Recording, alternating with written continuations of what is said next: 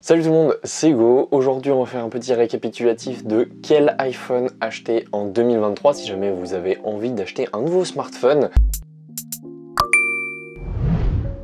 Petit disclaimer avant de commencer la vidéo, si vous avez des avis différents des miens, n'hésitez pas à les écrire dans les commentaires. Il se peut que vous ne soyez pas d'accord avec moi, donc donnez-moi vos arguments.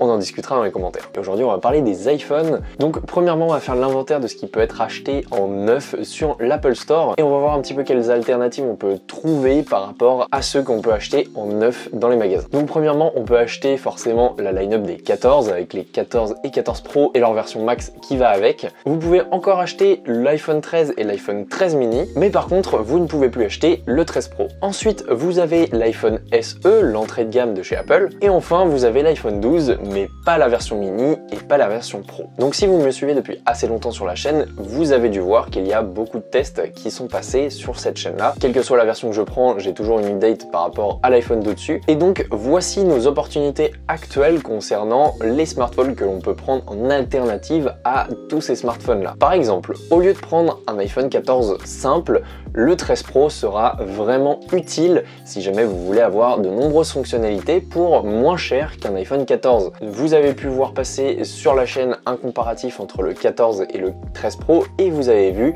que le 13 Pro est une meilleure alternative que le 14 si jamais vous voulez un smartphone neuf. Pareil, au lieu de prendre un iPhone 12, vous pouvez avoir un iPhone 13 mini neuf pour exactement le même prix qu'un 13 d'occasion en plus et qui vous sera bien mieux à long terme qu'un 12. Bien sûr, vous pouvez retrouver tout ce qui concerne l'autonomie de l'iPhone 13 mini sur ma chaîne. Effectivement, ces alternatives sont à peu près au même prix. Ça dépend des prix du marché puisque ça fluctue énormément en ce moment. Mais certaines alternatives vous offrent plus de fonctionnalités que certains iPhone 9 que vous pouvez retrouver sur le marché dans l'Apple Store. En tout cas, je vais vous parler maintenant des valeurs sûres que l'on peut retrouver sur le marché des iPhones. On a le 14 Pro qui est vraiment indétrônable puisque c'est un smartphone qui est tout simplement excellent à la pointe de la technologie. Et ce sera super si vous voulez être très confortable en termes de batterie et si vous voulez avoir une navigation fluide pendant encore très longtemps. Perso, je l'ai testé sur la chaîne, je l'ai en smartphone perso, donc vraiment un bonheur et c'est le meilleur iPhone que j'ai eu pour l'instant à ce jour. En tout cas, vous pouvez y aller les yeux fermés si vous en avez les moyens. On a le SE 2020 qui va peut-être être actualisé cette année, voire l'année prochaine, qui est une entrée de gamme au monde de Apple, mais qui est vraiment un choix assez sûr si jamais vous voulez passer à l'écosystème Apple à moindre coût.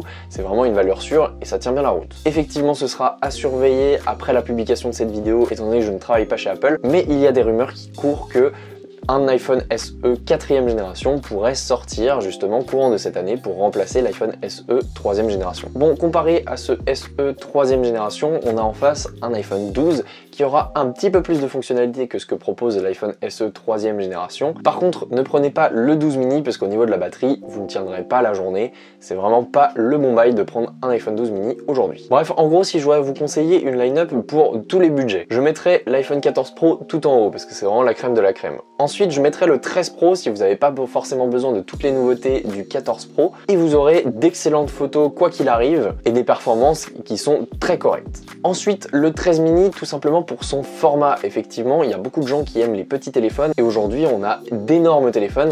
Le 13 mini tient bien la batterie, honnêtement. Le 13 mini et l'iPhone que j'avais juste avant de passer sur le 14 Pro, il tient très bien la batterie pour des utilisations à côté d'un ordinateur, etc. Et franchement, c'est une très bonne extension d'un ordinateur ou d'un outil de travail. Ensuite, le 12, si jamais vous voulez un format classique, pour commencer à avoir des bonnes technologies dans le monde d'Apple, et notamment vous avez accès à l'OLED, ce que vous n'avez pas sur l'iPhone 11, que je vais ajouter à la line-up pour tous les budgets, puisque l'iPhone 11 est un très bon iPhone avec une bonne batterie qui tiendra la route pendant encore quelques années, et même s'il a un écran LCD, franchement cet écran est magnifique. Et en entrée de gamme, je mettrai l'iPhone SE3 bien évidemment, puisque celui-ci permet d'avoir accès à l'écosystème d'Apple pour un peu moins cher. Donc voilà pour ma sélection, j'espère que cette vidéo vous aura plu et vous aura inspiré.